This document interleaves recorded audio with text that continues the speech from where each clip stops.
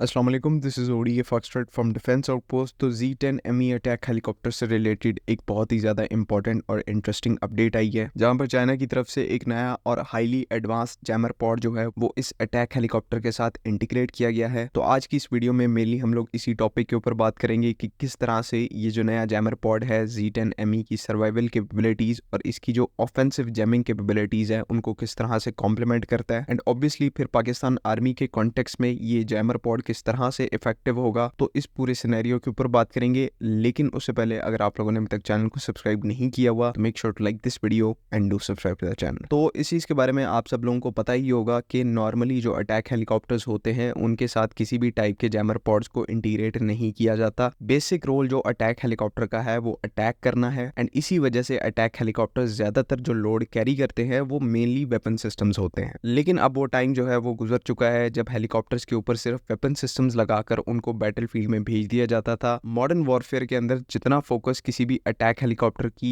Offensive capabilities उसके weapon systems पर focus किया जाता है, उतना ही उसकी डिफेंसिव कैपेबिलिटीज पर भी फोकस होता है। बिकॉज मॉडर्न टाइम्स में हालात ऐसे बन चुके हैं और यूक्रेन रशिया इसकी सबसे बड़ी एग्जाम्पल है कि किसी भी कंटेस्टेड बैटलफील्ड एनवायरनमेंट के अंदर हेलीकॉप्टर्स जैसे स्लो मूविंग टारगेट्स वहां पर सही तरीके से ऑपरेट नहीं कर सकते। रशिया और यूक्रेन दोनों कंट्रीज के जो हेलीकॉप्टर्स हैं वो मैक्सिमम ग्राउंड से 10-15 फुट की ऊंचाई के ऊपर उड़ते हैं। बिकॉज अगर वो इस हाइट से ऊपर जाएंगे तो एयर डिफेंस सिस्टम्स और मैन पैड मिसाइल्स जो है वो उनको इजीली शूट डाउन कर देंगे। सो अब एक अटैक हेलीकॉप्टर के लिए सिर्फ अटैक करना ही उसका रोल नहीं है, अपने आप को डिफेंड करना इन थ्रेट्स के अगेंस्ट में ये भी उसका एक डिसाइसिव रोल बन चुका है। और इस रोल को फुलफिल करने के लिए आजकल के अटैक हेलीकॉप्टर्स के ऑन बोर्ड मॉडर्न एवियोनिक्स और सेल्फ प्रोटेक्शन स्वीट्स को इंटीग्रेट किया जा रहा है ताकि मॉडर्न एयर डिफेंसेस के अगेंस्ट में किसी हद तक ये अपना डिफेंस कर सके। एंड सेम यही वजह है कि आज की जो मोस्ट मॉडर्न अटैक हेलीकॉप्टर्स है उनके ऊपर वेपन सिस्टम्स के साथ साथ इन जैमर पॉड्स को भी इंटीग्रेट किया जा रहा है। एंड Z10ME जो है वो उनमें से सबसे प्राइम एग्जांपल है, जहां पर रिसेंटली चाइना की तरफ से एक जैमर पॉड Z10 के साथ इंट्रोड्यूस करवाया गया है जिसका नाम KG300G है। और नॉर्मल कॉन्फ़िगरेशन में ऐसा एक पॉड Z10 अपने साइड माउंटेड वेपन स्टेशंस के ऊपर कैरी करता है। और इस कॉन्फ़िगरेशन में एक पिक्चर भी Z10 की निकल के आई चाइना से, वो भी आप अपनी स्क्रीन के ऊपर देख सकते हैं। एंड ओवरऑल KG300G की भी बात करूं तो वैसे तो चाइना ने इसे लेट 2007 के अंदर इंट्रोड्यूस करवाया था, लेकिन जब इसे इंट्रोड्यूस करवाया गया था तो इसे बड़े फाइटर एयरक्राफ्ट्स के लिए बनाया गया था, जहां पर इसका साइज जो है वो काफी ज्यादा बड़ा था। लेकिन अब सेम इसी डेजिग्नेशन के साथ एक अपग्रेडेड जैमर पॉड जो है वो चाइना की तरफ से Z10 के साथ इंट्रोड्यूस करवाया गया है। ओरिजिनल KG300 के कंपैरिजन में यहाँ पर साइज जो है वो कॉम्पैक्ट है ताकि किसी भी हेलीकॉप्टर के वेपन स्टेशन के ऊपर इसे माउंट किया जा सके। एंड हार्डवेयर वाइज भी बात करें तो पुराने जो KG300G है उससे यहाँ पर बेटर हार्डवेयर दिया गया है, इसी के साथ साथ बेटर इलेक्ट्रॉनिक्स है। तो जैमर कैपेबिलिटी जो है वो पुराने पॉड के कंपैरिजन में सिग्निफिकेंटली एनहांस हुई है। एक और मॉडर्न फीचर जो कि इस जैमर के अंदर दिया गया है वो ये है, ये बेसिकली I और J बैंड की फ्रीक्वेंसीज के ऊपर काम करता है। एंड ये पर्टिकुलर फ्रीक्वेंसी इस जैमर के लिए इस वजह से सिलेक्ट की गई है बिकॉज आजकल के जो मॉडर्न एयर डिफेंस सिस्टम्स हैं उनके रेडार्स एक तो इस कैटेगरी की फ्रीक्वेंसी का इस्तेमाल करते हैं, उसके बाद जो फिर modern surface to air missiles हैं, एयर टू एयर मिसाइल्स हैं, वो भी सेम फ्रीक्वेंसी और सेम वेवलेंथ के ऊपर ऑपरेट करती हैं। तो नेचुरली KG300G पॉड के लिए इनको जैम करना, इनको डिस्टर्ब करना इजी हो जाता है because same frequency same wavelength category के अंदर ऑपरेट करते हैं दोनों। तो आसान अल्फाज में मकसद बात करने का ये है कि ये जो Z10ME का KG300G पॉड है ये मॉडर्न एयर डिफेंस सिस्टम्स और जो सरफेस टू एयर मिसाइल्स हैं उनके अगेंस्ट में काफी ज्यादा इफेक्टिव है। और 1-on-1 अपना जो हेलीकॉप्टर है जिसके ऊपर ये पॉड कैरी किया जाता है कम से कम उसको प्रोटेक्ट कर सकता है, सेल्फ प्रोटेक्शन जैमिंग का काम करता है। बिकॉज रोटरी विंग जैमर होने की वजह से यहाँ पर पावर आउटपुट जो है वो लिमिटेड है, तो सिर्फ यहाँ पर ये सेल्फ प्रोटेक्शन जैमिंग का काम कर सकता है जो कि इस रोल के लिए मोर देन इनफ है। तो Z10ME से रिलेटेड हम लोग शुरू से एक बात कहते आ रहे हैं कि एक तो ये पर्टिकुलर हेलीकॉप्टर जो है वो बेस लाइन Z10 के कंपैरिजन में हर कैटेगरी में बेहतर है, हर कैटेगरी में यहाँ पर अपग्रेड की गई है। लेकिन मोस्ट इंपॉर्टेंटली जो इलेक्ट्रॉनिक वॉरफेयर की कैटेगरी है उसमें Z10ME के अंदर जो कैपेबिलिटी है वो प्योरली अनमैच्ड है। किस तरह से डेंस कॉम्बैट एनवायरनमेंट के अंदर ये हेलीकॉप्टर सर्वाइव कर सकता है, इसकी ये जो कैपेबिलिटी है एब्सोल्युटली विदाउट एनी डाउट पूरी दुनिया में अनमैचेबल है। बिकॉज उसकी सिंपल वजह है कि एक पर्टिकुलर प्लेटफॉर्म के ऊपर आपने इतने डिफेंसिव स्वीट्स डाल दिए हैं जिसमें DIRCM है, AESA based missile approach warning systems हैं। अब उसके बाद यहाँ पर KG300G जैसे जैमर पॉड का इंटीग्रेशन हो रहा है। तो हर तरीके से यहाँ पर इस चीज को इंश्योर किया गया है कि जो इस हेलीकॉप्टर की एक्सेप्शनल वेपन कैपेबिलिटी है, वेपन पैकेज है, उसको एनिमी तक डिलीवर करने के लिए जो इस हेलीकॉप्टर का सर्वाइवल है वो भी यकीनी बनाया जाए। सरफेस टू एयर मिसाइल्स के अगेंस्ट में हो, चाहे IR मिसाइल्स के अगेंस्ट में हो, हीट सीकिंग मिसाइल्स के अगेंस्ट में हो, हर तरीके के थ्रेट के अगेंस्ट में ये एक क्रेडिबल डिफेंस प्रोवाइड करता है, जो कि मुझे नहीं लगता कि ऐसे फीचर्स अभी तक किसी और हेलीकॉप्टर के अंदर मौजूद है। तमाम जितने भी लीडिंग अटैक हेलीकॉप्टर्स हैं, चाहे वो रशियन ओरिजिन के हैं, वेस्टर्न के हैं, वहां पर अटैक को प्रायोरिटाइज किया गया है, वेपन सिस्टम्स को प्रायोरिटाइज किया गया है। लेकिन ये दुनिया में एक ऐसा हेलीकॉप्टर है जहां पर इलेक्ट्रॉनिक स्पेक्ट्रम को प्रायोरिटाइज किया गया है, एंड जिस तरह से इन थ्योरी ये काफी अच्छी इलेक्ट्रॉनिक वॉरफेयर कैपेबिलिटीज को पजेस करता है, सर्वाइवल कैपेबिलिटी काफी अच्छी है, तो होपफुली ये बैटलफील्ड के ऊपर और एक्चुअल कॉम्बैट में भी इन कैपेबिलिटीज को प्रूव करके दिखाएगा। एंड पाकिस्तान के कॉन्टेक्स्ट में भी ये सब कुछ अप्लाई होता है, बिकॉज हम Z10 ME के ऑपरेटर हैं, तो जो मॉडर्न टेक्नोलॉजी उसके साथ इंटीग्रेट की जाएगी डायरेक्टली पाकिस्तान का उसको एक्सेस मिलेगा। इसी पॉइंट के ऊपर आज की इस वीडियो को कंक्लूड करते हैं। आई होप कि तमाम चीजें क्लियर हैं। अगर इनसे रिलेटेड कोई भी कंफ्यूजन है तो काइंडली आप कमेंट्स में जरूर पूछ सकते हैं। बाकी अगली वीडियो तक के लिए अल्लाह हाफिज।